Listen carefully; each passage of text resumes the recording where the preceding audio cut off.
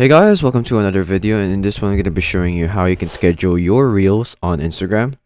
So it's pretty simple, just follow along.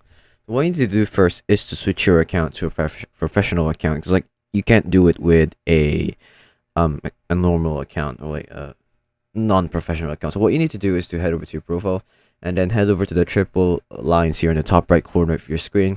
Scroll down until you find account type and tools over here for professionals, and then what you need to do is to switch to professional account, and just switch to professional account. Choose the what best describes to you. I'm just gonna go with digital creator. Then we're gonna switch to professional mode. I'm not gonna display in profile or anything. I'm a creator, not now. Just click X, and now you're already a professional account.